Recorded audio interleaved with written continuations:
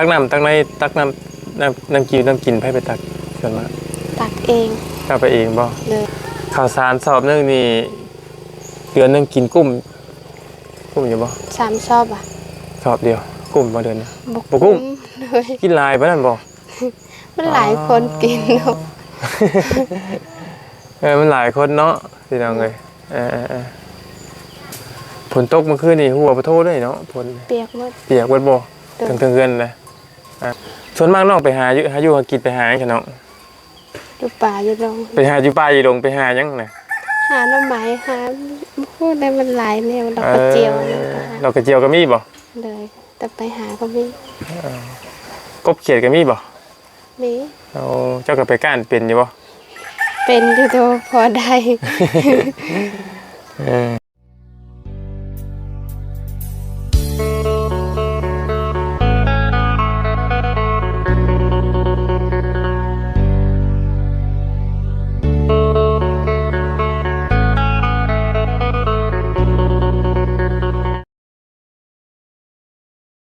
พี่น้องเลยเนาะ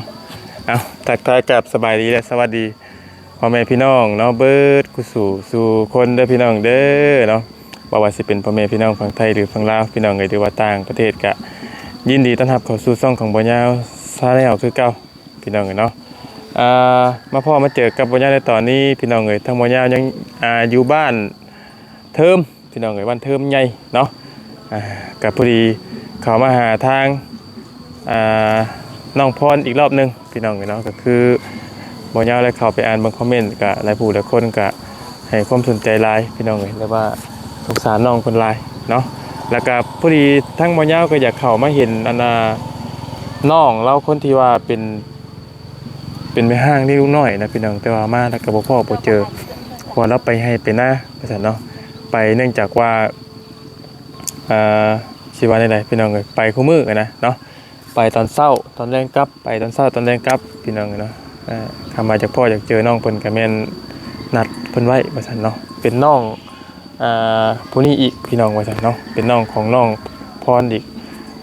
ลูกเลยหาสิได้ประมาณปีปลายว่าซั่นบ่แข็งแรงพร้อมเนาะจ้อยๆว่าซั่นลูกแล้วนะเนาะฟังเลยก็จะได้จะเข้ามาเบิ่งพี่น้องแต่ว่าบ่พอเนาะคำคือสิพ่อก็แม่นต้องนัดไว้บ่เนาะไปเอาสบายดีเด้อน้องเด้อเนาะสบายดีน้องอีกรอบนึงเนาะกะพ่อกันอีกแล้วเนาะเมื่อวานนี่ใช้คือจังใส่เสื้อตัวเก่าอยู่บ่มีเสื้อบ่โดยบ่มีมีเสื้อจักโตเนาะขอโทษเด้อเนาะมีเสื้อจักโตบ่ได้ลายประมาณ4-5โตนั่นนี่แหละคือว่ามาแต่เวียงอยู่บ่มีเสื้อผ้าบ่ก็บ่มีเงินซื้อมาแต่เวียงแต่บ่มีเงินซื้อจ้าเสาเพื่อนถ้าเพื่อนตั้งใหม่มาก็ได้เสาบ่แต่เก้าเสาครับอยู่ได้คือได้เสาเลยแม่นอยู่เข้ามานั่นก็เสาเรางามพร้อมได้บ่ดีได้เป็นเหลี่ยมครับเสาไม่งามพร้อมเลยขาดความ9เสาเนาะแม่น9เสาอันนี้ก็จนว่าหลอกเบิดเลยพี่น้องเนาะเป็นได้ว่านี่ฝนตกแห้งบ่เนาะโดยแห้งเปียกเบิดโตคือว่าน้ำเต็มห่วยเนาะพี่น้องมาวานชุไม้ออกไปเฮิงบ่ฝนตกไม่ออกไปแป๊บนึงแล้วก็ฝนตกเคยเห็นแล้วอีบ่เบาไอ้น่ะบ่จักเลยคือว่าเนาะเราก็บ้านเราบ่มีสัญญาณพร้อมเนี่ยพี่น้องเนาะเราซื้อบ่ตุ้ยบ่ดีตุ้ยเด้อตุ้ยบ่ธรรมดา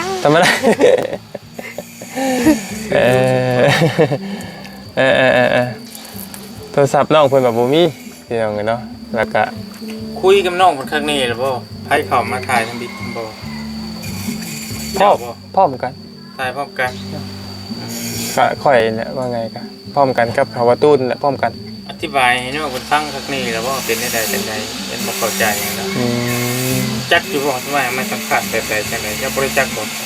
ฮู้เลยย่านบ่เห็นเป็นย่านอยู่บ่ย่านอยู่บ่ตอนนั้นเด็กก็ย่านอยู่ตอนนี้เลยจ้ะ อันนี้ธรรมดา เออ จะเห็นรถมาเล่นๆอย่าง กินนี่บ่กินนี่ก็เล่นบ่ เล่นเลยอย่าง ย่านเพิ่นเอาไปใช้บ่จากใจบ่ถามอนุญาตบ่ตามเพิ่มจริงนะ ก็ยานเลยเนาะยานพูด ผมบ่ลึงเด้เนาะ เนอะ ย่านเพิ่นย่านเขาจับไปใช่บ่ความหมายย่อ ประ คิด มาณนี้แหละ ก็เขียวไปให้พี่ซังเนาะ เออเลี้ยงเอาไว้ดอกพี่น้องเอ้ยเนาะ ลูกเพื่อนผู้เดียวยังเลี้ยงเอาไว้เด้อเออคือบ่ดีเว้าให้พาฟังแล้วบ่ ยัง บ่ แต่ว่าถาม คืออันอ้ายเนี่ยเป็นสิว่าได้เป็น YouTube เนาะเป็นยูทูบเบอร์น้องเข้าใจคำว่ายูทูบเบอร์ป่ะ เข้าใจ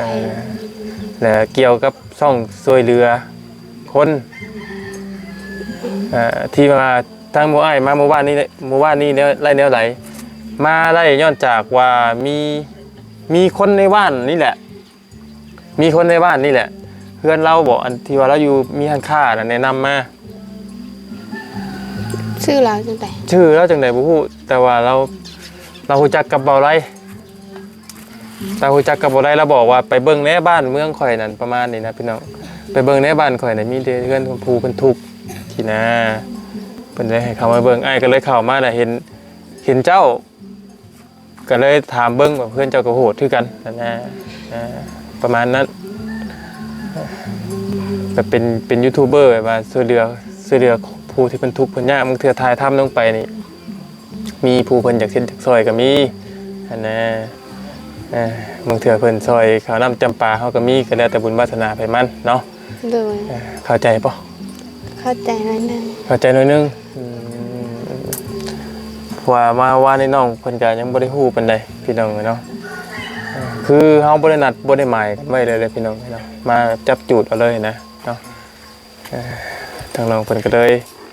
เก่งๆนี่บัดนี้เนาะมื้อนี้กับเมื่อวานนี่ตัวไรใครนี่อันเรื่องย่านนี่ มันนี่แข็งเลยเนาะ เมื่อวานนี่อยู่ดิเมื่อวานนี่ย่านได้เมื่อวานนี่เนาะ แม่นหาก็เห็นยาน น้องจะมานั่น6 โมงบ่ โดย อันมีว่านี่จะได้ปั่นให้น้องกินอยู่บ่ น้ำอ่ะ มี มี เครื่องคองที่ไอ้เอา แบ ให้ บ นะ ก็เจ้าปันให้ว่า แม่เจ้าก็ให้น้องอยู่บ่ หาย แล้วเพิ่นถามบ่ว่ามาได้ใส่ แม่น เจ้าบ่ว่านี่ได้ แล้วก็ถามว่ามีคนมาให้ ไผติ พูดลืมซื้อ ลืมบอก เพิ่นบ่ได้ถามว่าไผมาให้ แม่น เออ เพิ่นก็ถามเราว่ามีคนมาให้ อืมคำว่าจากพ่อเพิ่นมีแต่นัดไปเนาะไก่แห้งบ่ถ้าเอาไป ประมาณชั่วโมงหนึงอย่าง ย่างไงบ่โหดดิชั่วโมงนึงพี่น้อง ใครเถอะ ไก่เติบเดินไปตัวบ่ได้ไกลได้เร็วเอ้ยย่างไปก็เดียวก็ฮอดแล้วอ่ะ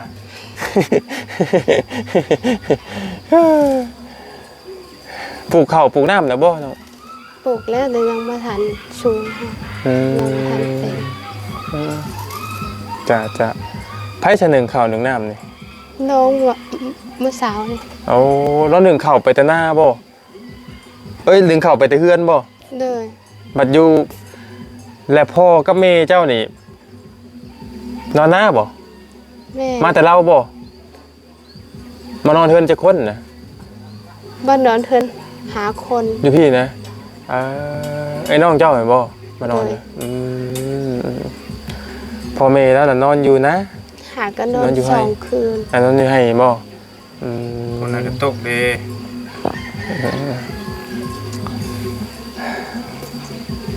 แล้วก็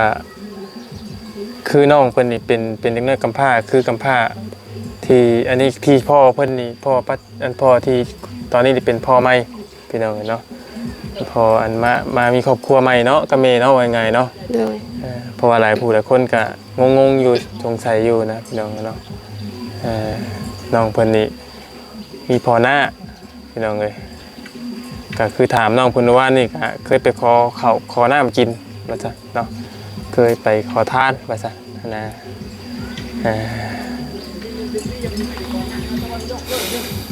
อันนี้เสานี่ก็จักปีแล้วตู้นี่เพื่อน ได้3 ปีแล้ว3 ปี เพื่อนนี่นะไปคักไปเน่ได้3 ปี ไหมมันน้อยเนาะ ไม่มันบ่เป็นแกนไม้เนาะ เลย มันบ่เป็นแกนไม้พี่น้องเอ้ยกินข้าวแล้วมื้อนี้ กินแล้ว แล้วยังกิน แกงหน่อไม้ แกงหน่อไม้เจ้าบ่แกงนะ เลย เจ้าแกงแซ่บบ่ แซ่บธรรมดา แซ่บธรรมดาเบิดแล้วบ่ หมดแล้วกิน ว่าจะขอกินอยู่กับเบิดแหละเนาะจ้าฮ่าเด้อมาสวัสดีมาเดี๋ยวก็เสื้อบ่มีติน้องติเสื้อผ้าหน้าแพรน่ะบ่มีเนาะมีแต่อัน2-3ตัวเนาะ เลย มีเงินออกไปซื้อใช่ ดูเมืองแหละแต่ว่ามี ไปอันตลาดพ่อบ่ โดย อ๋อไปได้น่ะย่างบ่ โดยอย่าง ย่างออกนอกผู้บ่แท้ แท้บ่มีรถจิกี้ ประมาณ2-3 ลักพุ่นแหละเนาะ โดย 2-3 ลักผู้พี่น้องไกลเติบ2-3-4พุ่นแหละซากนี่เพิ่นเฮ็ดขายบ่ บ่เห็ดตำเขาว เฮ็ดไปตำไปซื่อ เลย เจ้าก็ตำข้าวเป็นบ่ เป็น เป็นบ่น้องไม่หลายเลยช่วงนี้เนาะน้องเนาะทำไมออกหลายเลยเนาะ เลย นั่นแหละบ่ต้องย่านได้เด้อ คือยังดูว่ายังย่านอยู่บ่ งงๆอยู่เด้อพี่น้องเนาะน้องเพิ่นก็ได้เมื่อวานนี่มา4 คนมีแต่ผู้ชายอยู่ย่านเนาะจักมาแบบใดเนาะ เลย ทางน้องเพิ่นช่วงนี้ก็เป็นช่วงทำไมทำนาพี่น้องเนาะคือฝนตกว่านี่แห้งบ่แห้งจนเพิ่นหาปลาเนาะประตูบ่ได้ไปหาบ่ส่วนมากนี่ไผหาแรงงานมากินในครอบในครัวนี่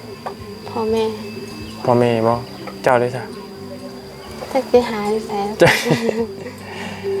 มีหยังก็กินไปเนาะ เลย เขาอันนั้นก็ตลาดพุ่นเนาะซื้อข้าววัดเพลงกับพี่น้องเลยเนาะอยู่ในกินกัน มันมีเดี๋ยวซื้อเดี๋ยวกินไม่ได้หาเอง มีว่านนี่มีห้านขายกับข้าวกับน้ำบ่มี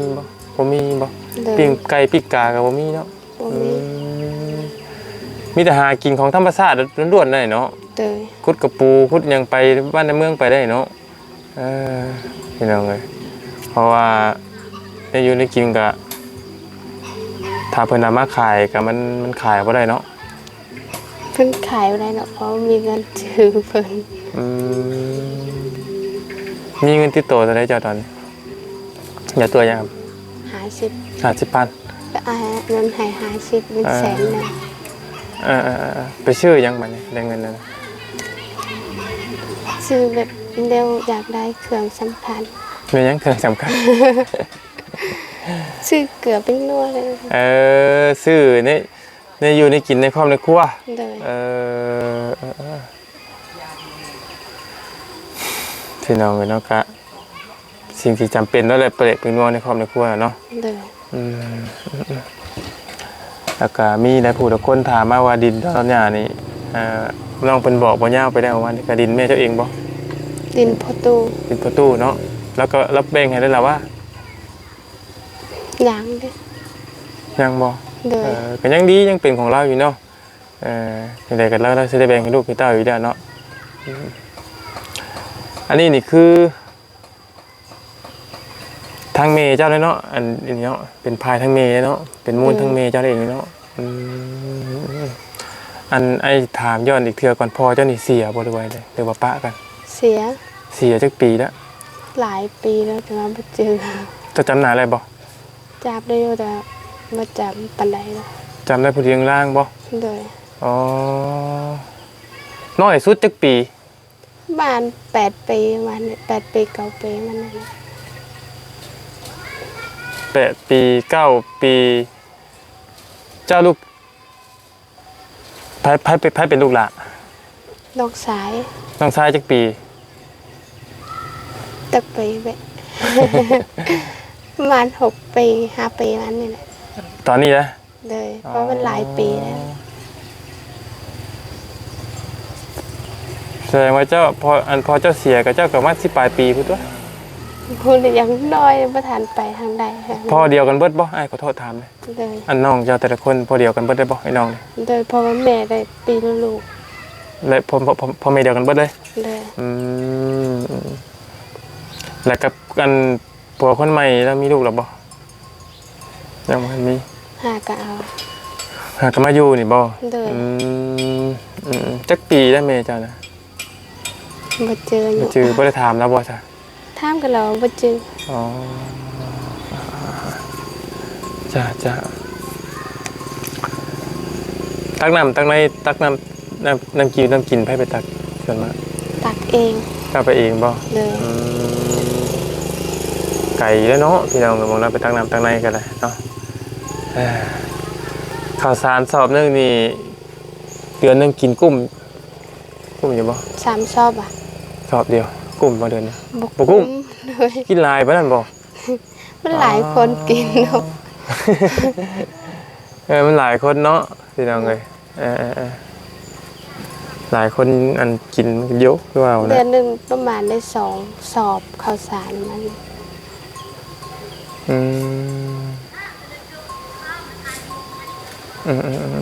จ้าพี่น้องเอ้ย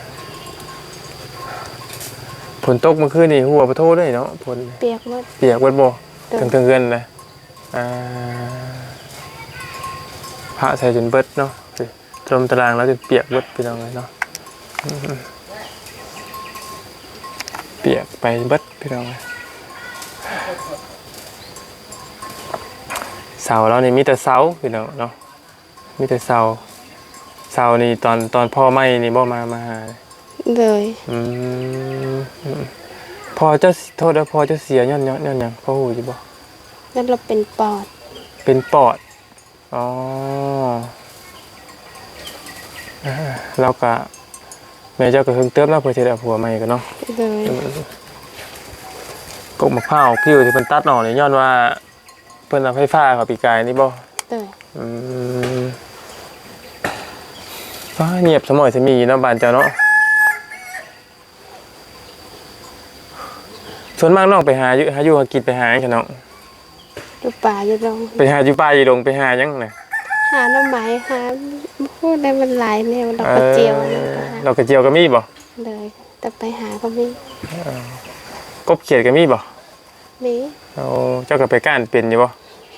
เป็นอยู่ตัวพอได้ พอได้กินข้าวก็ตอนแรกเนาะ เลย พอได้อยู่ในกินพี่น้องเลยจ้ะไฟเจะบ่ได้หมอดไปบ่น้องบ่ยังมันใหม่บ่ ครับดึงข่าวเมื่อเช้านี่เลยลืมหมอน เพอมันบ่หมอดแล้วมันล่ามไปอยู่ทุกอะไรทั้งซ้ำใหม่ยันมา ทำไมถึงมีบรรยู ทุกอะไรทั้งซ้ำเนี่ยพี่น้องเงินเอาใหม่ถึงมึงอยู่เลยเก็ดหลังใหม่เลยนี่ไม่เนี่ยมาแต่ใช้มาแต่หน้าเจ้าเองบ่หรือว่าซื้อบ่ ซื้อเอา อันเช้านี่ได้ เลย เพราะฮู้ว่าต้นเท่าไหร่ โมฮูแล้ว เพราะเพิ่นซื้อเนาะ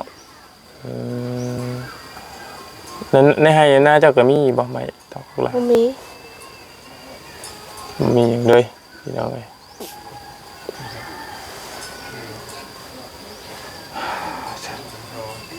ไม่เสาแล้วนี่ถือว่างามอยู่เลยพี่น้องเลยโอเคอยู่เสาเป็น3จันเลยเนาะถือว่าพอใช้ได้อยู่พี่น้องเลย จากปีใดแล้วจังมันจะได้เนาะ เพื่อนนั่นบ่ เลย มอดกินก่อนมาจากเนาะคอยเก็บคอยออมเอานะอยากไล่ยุ่เจ้ากันเนาะเพื่อนใหม่ จากได้อยู่ แต่ว่าบ่มีปัญญาเฮ็ด อดเอาเนี่ยเนาะแต่มันก็สิไปวัดดีๆเลยพี่น้องเลยเนาะไปจนหมอดแมงกินจนเบิดเลยเนาะไปครับไปแน่หมอดแมงเพื่อนกัน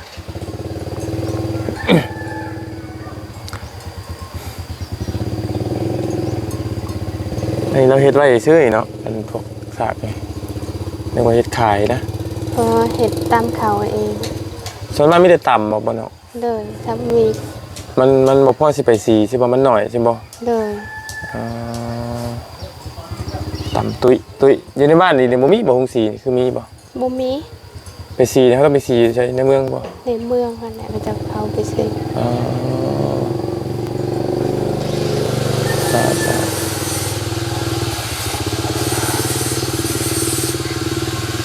ทางน้องเพิ่นก็มาบ่ยามมาวันนี้ยังบ่ฮู้หยังนะพี่น้องกันว่ายังบ่จักจำว่าทางเฮามาหยังเนาะ บ่ฮู้ว่าทางเฮามาอีมาเฮ็ดหยังครับพี่น้องยังบ่ฮู้เรื่องเลยเนาะข้าวเที่ยงนี่กินแล้วบ่ เขาเที่ยงยัง ไปเวียงจันทน์มาโดดได้สำเนียงทั้งเวียงจันทน์มาเนาะว่า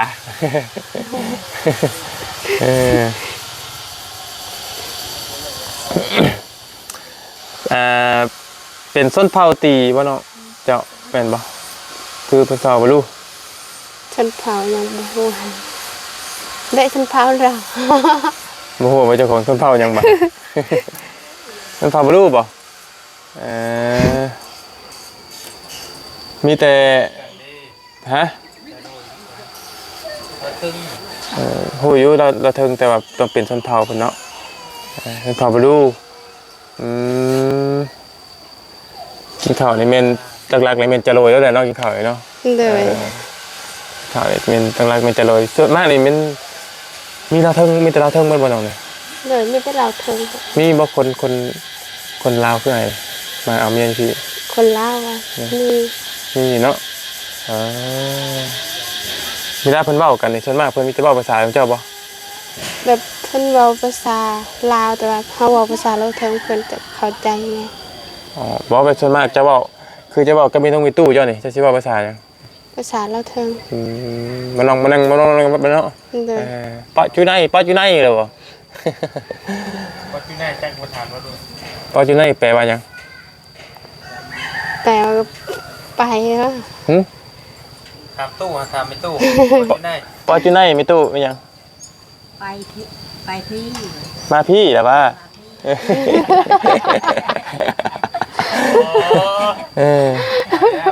จุดงเลยสาจุดง เมื่อห้าน เมือเฮือนถึกบ่ตัวถึกอยู่จุดงเมือเฮือนเนาะจุดดู ถึกและถึกมันก็คล้ายๆกันนั่นแหละอันเดียวกันนั่นแหละเนาะคล้ายๆกันแต่มันก็สิมีบางคำบางทีบ่คือกันเนาะกับชนเผ่าตัวอื่นกันนะมีบางอันบางอย่างนั่นแหละเนาะภาษามีแต่ทางหมู่เฮาสิพากันออกไปก่อนบ่พอดี เจ้าไปหาเบิ่งข้าวเบิ่งน้ำมาให้น้องเพิ่นก็คนเราบ่มีข้าว บ่มีข่าวสารบ่ ซื้อข้าวมา มันมีที่เดียวบ่เดี๋ยวนี้ มีแต่เดียว มีนั่นเดียวอ๋อ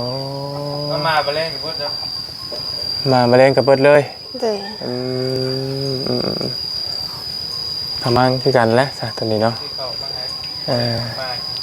กินอยู่บ่เฟอ กิน สิซื้อมาฝากเฟอเนาะคำหมดบ้านน้องอยากกินเฟอนี่น้องเฮ็ดจังไดคุณคือเอา บ่มีสิกินดอก อยู่บ้านบ่ได้มีบ่อยู่บ้านน้อยก็มีบ่ บ่มี อ๋อเจ้าคือบ่เปิดร้านขายเฟอมันบ่พอสิได้ติ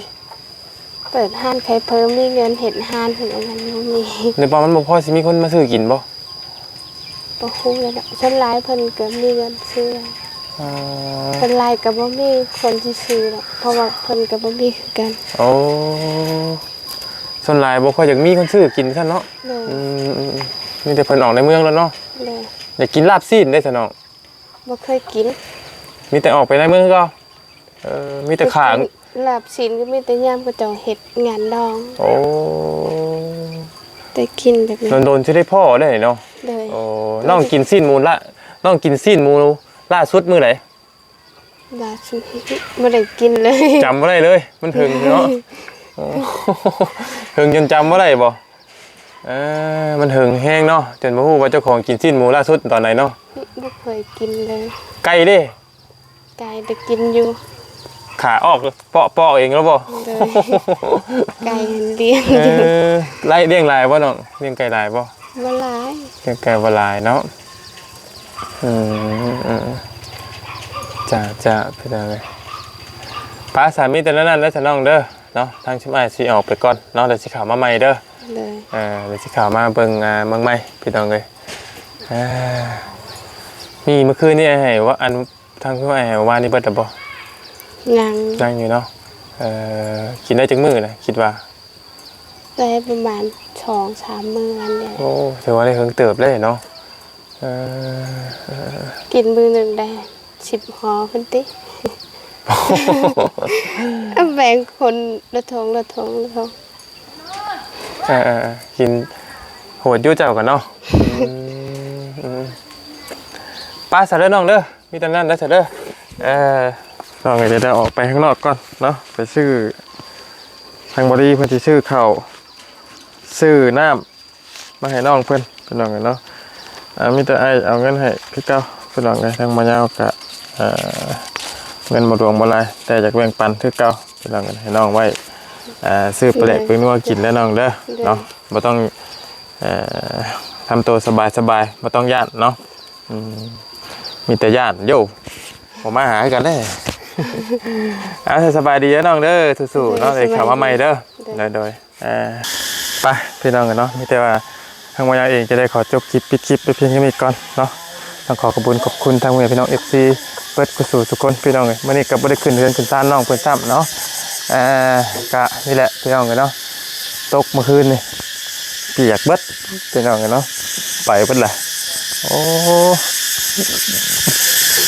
มีคนนอนเนาะ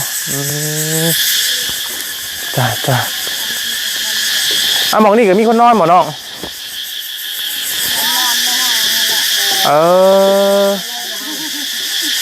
หมองนอนเราบ่น่ะ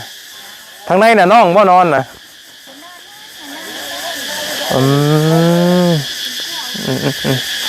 จ้าพี่น้องกันเนาะเอานั่นแหละพี่น้องเลยไปแล้วพี่น้องเลยสบายดี